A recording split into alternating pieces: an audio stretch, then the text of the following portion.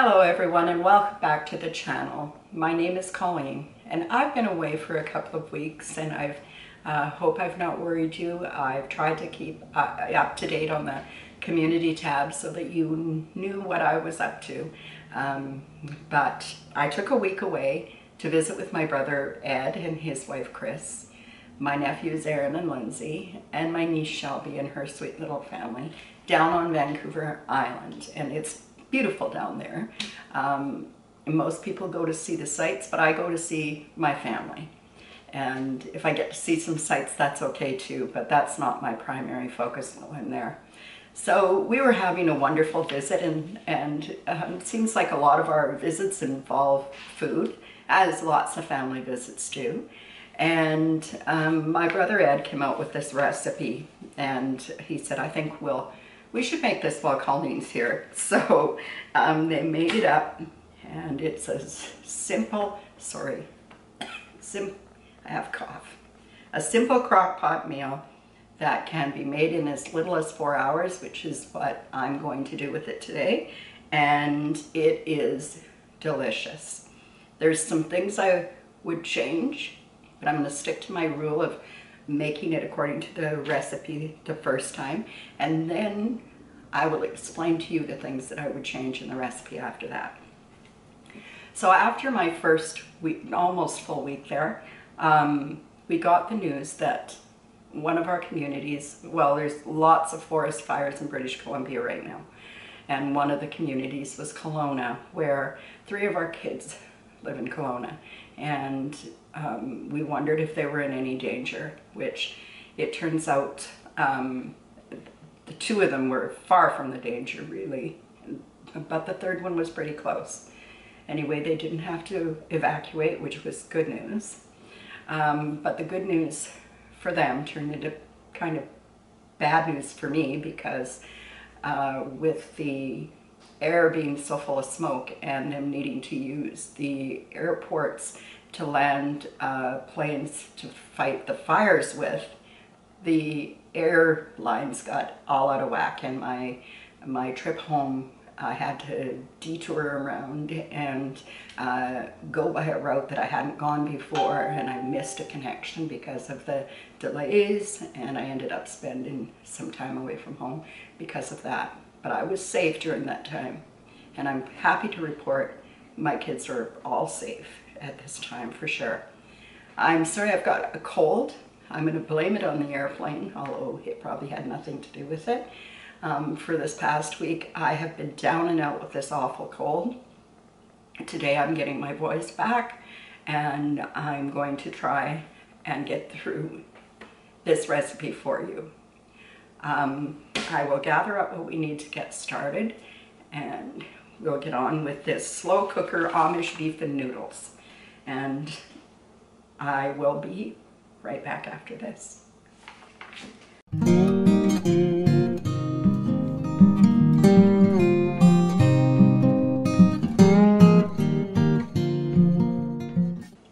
Okay, hopefully this helps. I just took a big glug of cough syrup. Hopefully that will help to suppress this cough a bit that wants to keep coming up. It's been a brutal cough. So anyway, hopefully I've taken care of it for the time being. This slow cooker Amish beef noodles calls for 2.5 pounds of chuck roast. Well, there wasn't any to be had, and my brother used stewing beef instead. I don't have 2.5 pounds here, I have 2 pounds, and I think that's going to be enough for my family, and we need to brown it off in a pan, not steam it, so I might have to do it in a couple of batches. But I'll get this started, and then we'll get back to preparing the things that need to go into the crock pot. So I'll be right back. Now, I know it's going to make some noise over there, and I do get complaints about frying noises on a cooking channel, which seems kind of odd to me, but I guess I could do it a different way and do voiceovers. But I feel like this is real life, and that you're living your real life. So I'll talk a little louder, and maybe we'll get around the frying noises. If it becomes too much, I'll stop the video, fry off the meat, and then return to it. But I think we can continue on. So I'm just going to get the insert out of my crock pot and we'll get started on that.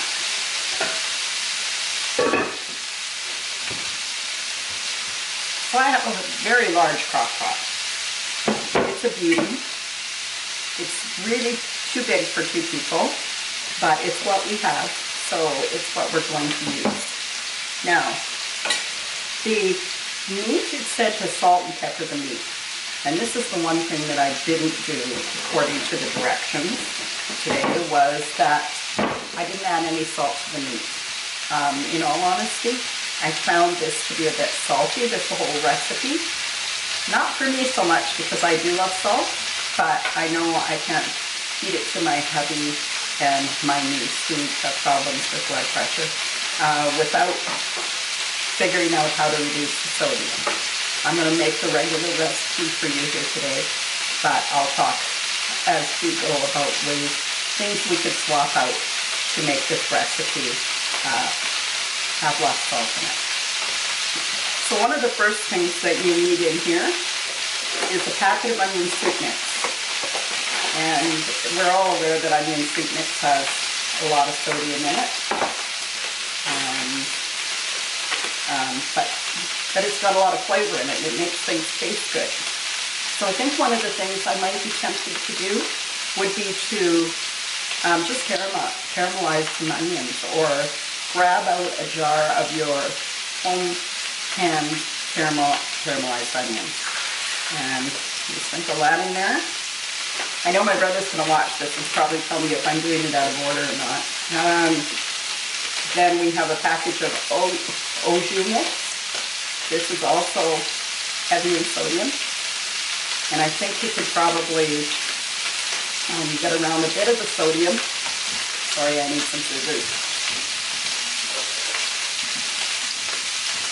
I think you could get around a bit of the sodium in this. There must be something that we could use to get around this a little bit. Maybe a low sodium soy sauce instead of the au jus. Okay, it sounds like, pardon me, it sounds like some of that meat needs to be turned. I'll do right back. Okay, now we've got the onion soup mixed in, we've got the au jus in, and my sweet sister-in-law looked at the number of ounces and figured out what that was in milliliters, and then how many cans of what we needed. I love her. Anyway, so we need 2 cans of whole mushrooms, and these are 284 milliliter cans, and we need 2 of them. So we need a total of 12 ounces of whole mushrooms. Now this is one of the ways I think you could swap out a little bit. I think you could use fresh mushrooms here, because the ingredients on this can says mushrooms, water, salt, ascorbic acid, citric acid. So I'm just going to drain them. Green. And if you used fresh mushrooms, you wouldn't have to worry about all the other things that were added in. The only thing I would caution you is if you use fresh mushrooms, they let off a lot of water of their own, so you're going to end up with more broth than anticipated. So in we go. Then we're going to add 1 can of cream of mushroom soup. My hubby, who was shopping, managed to find a no salt added. That doesn't mean there's no sodium in it. It just means they haven't added any to it. There's still some, but it's lower. So you can find ways. We looked for low sodium onion soup packets and couldn't find it, and the same with the au jus. But in bigger centers, you might be able to find that, and then that would be, you know, fantastic, because each thing you can cut back is good for you, I think. The only thing about using these packages and cans of things in recipes is the fact that there is a lot of sodium in them. Now, we need, how many ounces here? We need 2 cans of beef consommé, or 2 14-ounce cans. So I have a liter of it, so I'm just going to measure it out. So this is, you can't see, but 30% less sodium. So there's another way you can help to reduce the sodium in this recipe. There's 8. How many ounces did I say I need? There's 16. I have to look.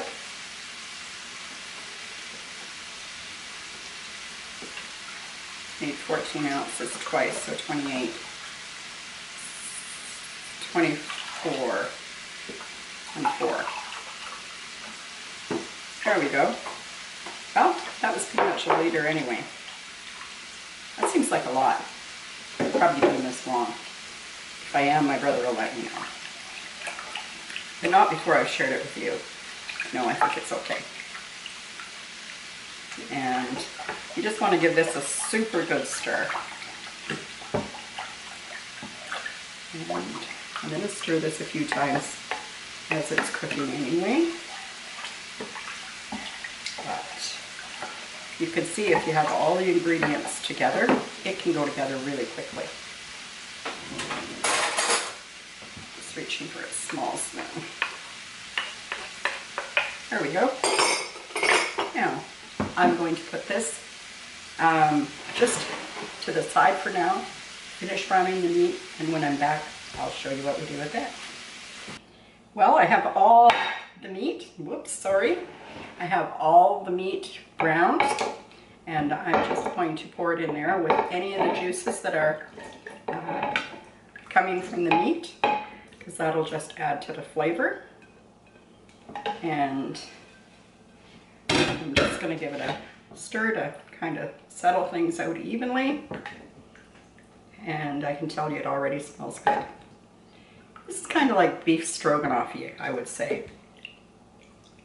And that is all there is to that for now. Now I'm going to put it into the crock pot, the sleeve into the crock pot, and I'm going to put it on high for 4 hours.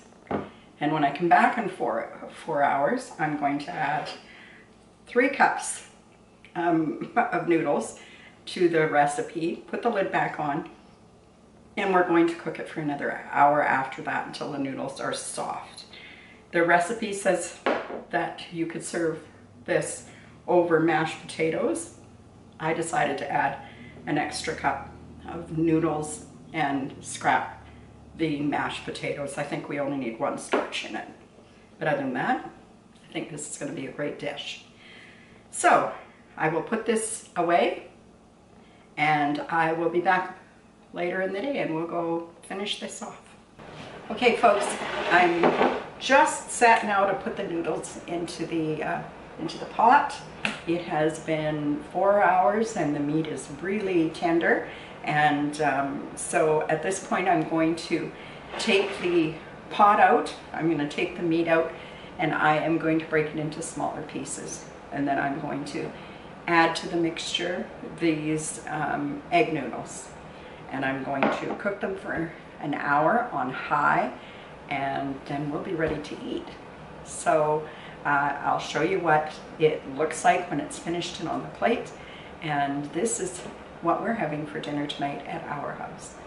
I will see you soon. This is beautiful and tender. I don't really even need a sharp knife to cut it. It's just coming out wonderfully.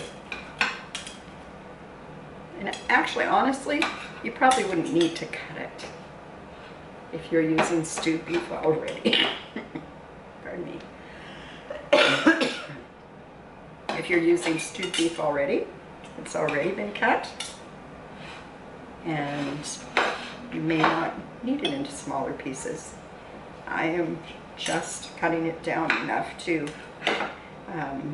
make it into, you know, close as the same size as the whole hand mushroom.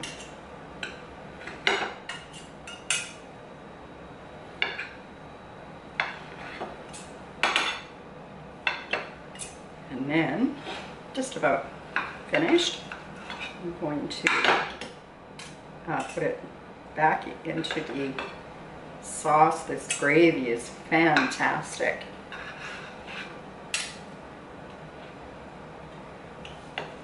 There, I think that's pretty much got the bulk of it cut down. I'm going to put it back into the pot, into the liner.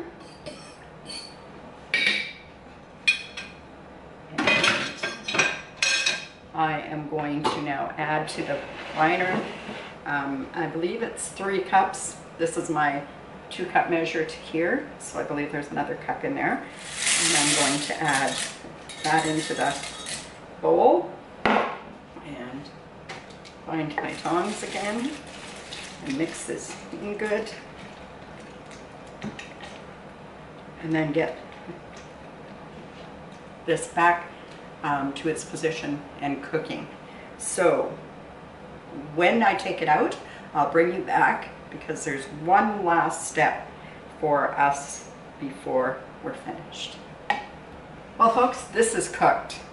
So the last step in this, I'm just going to bring the sleeve over here with the insert, and it's very warm. So I'm going to do it very quickly and shut that off. And I know you can't see in there very well. The last step in this, pardon me, is I'm putting in a cup of heavy cream. Now the recipe just says cream, and I could have gone out and bought some cream, but I had some extra whipping cream, or 33% cream, in my refrigerator. So that's what I used instead. Still not really feeling good enough to go out, if you know what I mean. So I'm going to grab a bowl, which is how I'm going to serve this, but I can definitely understand why the recipe says you could serve this over mashed potatoes. But if I was going to serve it over mashed potatoes, I'd probably leave the noodles out. But today, this is how we're going to eat it. So I'm just going to grab a ladle and a bowl, and I'll show you what this looks like. This just smells so fantastic. And trust me, I have been out here in the kitchen with my fork in my hand, making sure that it's everything I remember it being when I was down on Vancouver Island. And would you look at this? I'm going to hold this up so that you can see it. Doesn't it look fantastic? Well, that's what's for dinner tonight here at our house. I'm going to take a better picture of it for you that I'll add here at the end. But anyway, folks, I wanted to say it's good to be back, even though my voice is not all the way back and you've had to suffer through my coughing fits on this video. It's still good to be back here on the channel, and I'm looking forward to feeling better and being back on a regular basis again. I want to say thank you to everybody who worried about me and prayed for me, and for our children during what was a really difficult time. And you restore my faith in humanity day after day. So thank you for coming along. I will, I'll put a link in the description box below to where you can find this recipe, because it's not mine and I want to give credit where it's due. So I'll put a link there, and I want to say thank you to Ed and Chris for being fantastic hosts and for passing on this recipe, because it's a keeper for sure. And every time I eat this, I'm going to think about the two of you. So love you lots. Thank you everybody. We'll see you next time. Take care.